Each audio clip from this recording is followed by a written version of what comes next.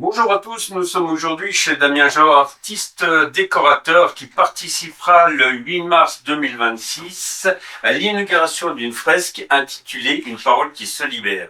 Une fresque composée par 6 artistes avec en point final un artiste graffeur qui viendra briser le mur du silence, voilà. Et donc lors de cette inauguration qui aura lieu donc le 8 mars au quartier des Arts de Ville-Lagrange, je précise, nous aurons tous les artistes présents. Et là, nous sommes avec Damien Jean dans son atelier pour connaître l'artiste, son parcours et son futur. Bonjour Damien, donc nous sommes avec l'artiste qui sera donc présent le 8 mars 2026 à Ville-Lagrange au quartier des Arts. Donc Damien, tu interviens dans le cadre de la Journée de la Femme. Et en tant que peintre, mais apparemment tu as commencé ta carrière en tant que peintre décorateur. Explique-moi un peu ce parcours qui est un peu atypique. Exactement. Écoute, j'étais pas un fou de l'école, on va dire. Donc j'ai commencé un peu par hasard par la peinture bâtiment. Très vite, j'ai senti que j'avais envie d'aller vers d'autres aspirations. Donc, j'ai été formé à Paris dans un atelier, l'atelier des peintres en décor qui se tient en centre de Paris. Donc, et c'était en 2004. Et j'ai adoré ce métier-là, vraiment. C'était une découverte pour moi de pouvoir transformer des choses. On était vraiment peintre en décor, c'est vraiment imitation de la matière, copie de la matière. Donc juste avec des teintes, avec des textures, on arrive à avoir des choses exceptionnelles. Et voilà, ça m'a boosté, ça m'a entraîné vers des cours de peinture décorative, des ateliers de dessin aussi pour continuer à me former en parallèle. Et puis voilà, petit à petit, je suis resté pendant 10 ans à Paris dans l'entreprise qui faisait des monuments historiques. On a fait des très beaux chantiers à l'étranger, en France et à l'étranger. Et voilà. Et après, quand j'ai voulu revenir un peu dans la peinture décorative, dans la Haute-Savoie, quitter Paris parce que avec les enfants c'était compliqué. Et ben, je me suis installé à mon compte et puis j'ai continué à développer ça. D'accord. Donc là, à l'heure actuelle, tu fais principalement, alors ta profession, c'est peintre décorateur. Ouais, tout à fait. Voilà. Et tu m'as dit aussi que tu donnais des cours. Alors, tu es aussi professeur.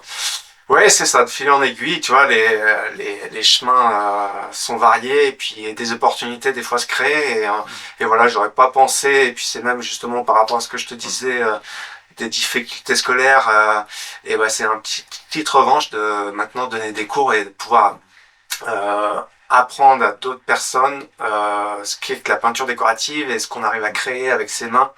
Et c'est vrai que c'est dans l'air du temps, hein, on parle de plus en plus de métiers manuels et là on est vraiment dedans. D'accord.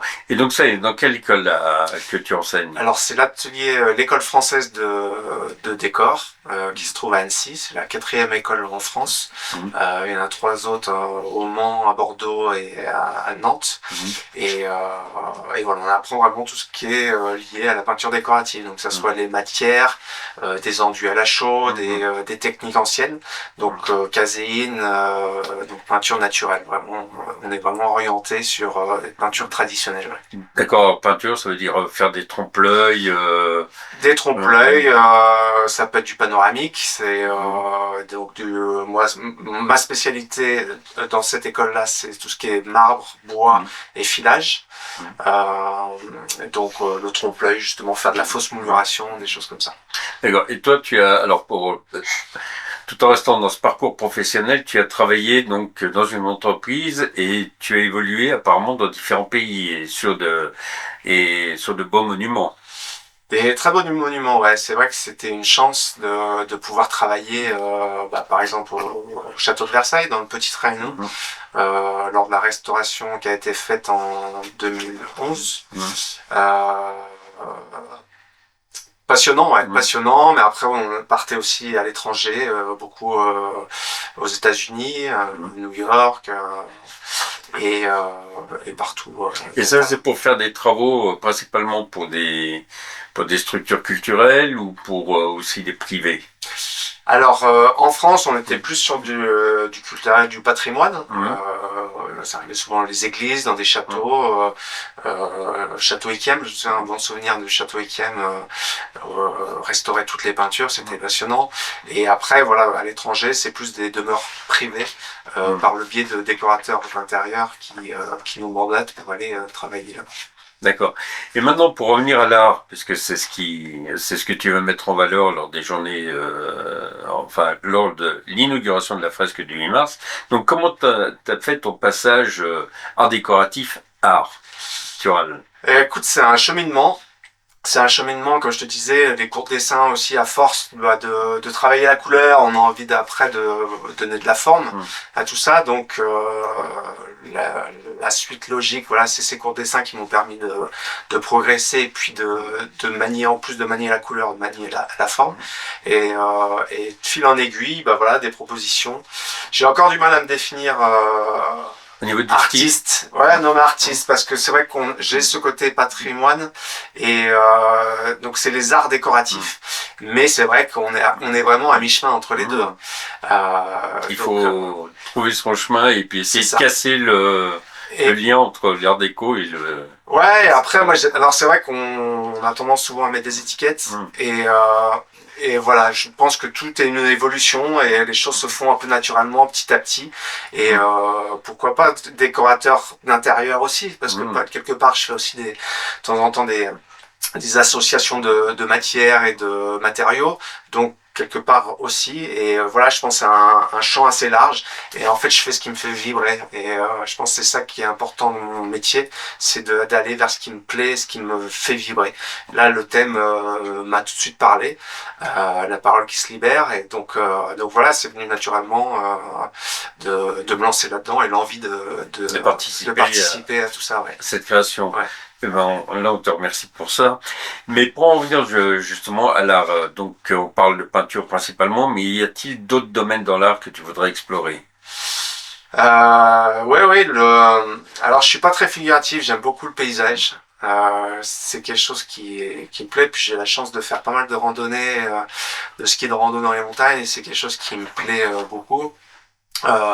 J'ai fait une marine il n'y a pas très longtemps, donc je suis pas attaché non plus à faire que de la montagne, mais voilà, je pense que c'est vraiment le paysage qui me plairait, en gardant ce côté un peu vaporeux dû à la peinture décorative. On a toujours se souvient travailler sur des effets de texture, de matière, et je pense que c'est une partie essentielle de mon métier, donc aller dans le paysage, mais vraiment quelque chose de plus vaporeux, limite abstrait, ouais. Ouais, voilà, et c'est ce que j'allais dire. Et pour éventuellement la sculpture, ça parle pas ou ça pourrait, vu qu'il y a des reliefs dans l'art déco, ça peut être. Tout à fait. Alors, je continue aussi à me former là-dedans parce qu'il y a plein de nouvelles matières, des techniques anciennes, mais qui sont un peu redécouvertes parce que en 2000, quand j'ai fait la formation de peinture et peinture décorative, c'était à fond la glycérol, on sortait de l'époque où on faisait moins attention à l'écologie, puis là on se rattache un peu plus à tout ça. Donc il y a des techniques qui reviennent, qui permettent d'avoir des matières plus épaisses et vraiment naturelles et sans produits chimiques. Donc, pour en venir à la peinture artistique, y a-t-il des maîtres, des grands artistes que tu voudrais suivre, ou en tout cas qui t'influencent tes choix? Il y a un maître anglais qui me plaît beaucoup, c'est Turner. William Turner. Ouais, tout à fait. Pour ce côté paysage. Tout à fait, ouais. On dirait presque des photos d'Hamilton, hein, presque. Ouais. C'est marrant, mais il y a ce voile qui est permanent. C'est ça. Cette brume, cette légère brume.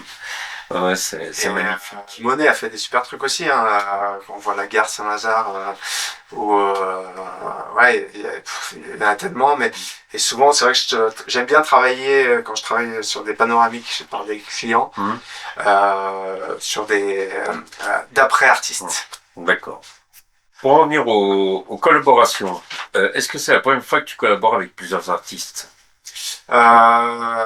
Oui, alors j'ai travaillé pas mal avec des artisans, mais avec des artistes pas encore. Et c'est quelque chose, de toute façon, travailler à plusieurs, c'est quelque chose qui m'anime parce que c'est là qu'on est le plus fort, hein, qu'on apprend le plus de choses. Donc, ouais, tout à fait.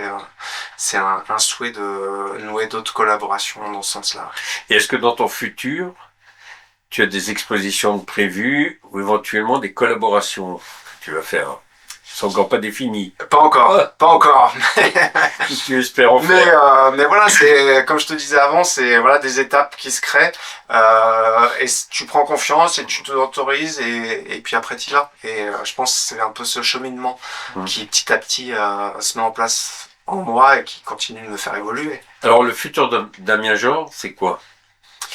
Euh, Bah, j'espère qu'il restera un peu polyvalent parce que c'est quelque chose qui me correspond bien. J'aime bien essayer pas mal de choses et et oui, de plus en plus de toiles. Et c'est vrai qu'une expo me plairait bien. D'accord. Ok. Alors, Damien, pour pouvoir découvrir tes œuvres, où est-ce qu'il faut qu'on aille? Et bah, il y a plusieurs façons. C'est vrai que en général, je travaille chez des particuliers, donc j'ai fait pas mal de panoramiques chez des particuliers, mais bon, ouais, ils sont très sympas, la plupart de mes clients, mais mais autrement, bah, dernièrement, j'ai fait l'église de Désiré Régnier, j'ai fait les deux hôtels des transepts en faux marbre, donc c'était un beau projet, donc l'église est ouverte, vous pouvez y aller sans problème. On va exposer au mois d'avril avec l'association des métiers d'art de Savoie. On sera à la Villa du Châtelet à Évian. C'est un super lieu, donc n'hésitez pas à venir nous voir. On est plein d'artisans, artistes à exposer notre travail, notre savoir-faire. C'est vraiment intéressant à voir. Et puis autrement, n'hésitez pas à venir me voir à mon atelier directement. J'ai ma porte est grande ouverte pour partager mon métier, mais si vous avez une demande ou quoi, je serais ravi de pouvoir discuter de tout ça avec vous. Et surtout qu'il ne faut pas oublier d'être présent le 8 mars à Ville-Lavant, au Quartier des Arts, Exactement. pour voir une partie de la fresque faite par Damien Genre. Donc la fresque qui s'intitule Une parole se libère. Mais il y aura des surprises, hein, parce qu'on doit briser le mur de silence aussi, donc il faut vraiment être là. J'en doute pas. Ça peut être très intéressant. Pressé de voir découvrir tout ça. Alors voilà, donc on vous invite à venir. Et puis Damien, bah, merci pour tes réponses. Bah, merci et à vous. la découverte de l'artiste, décorateur.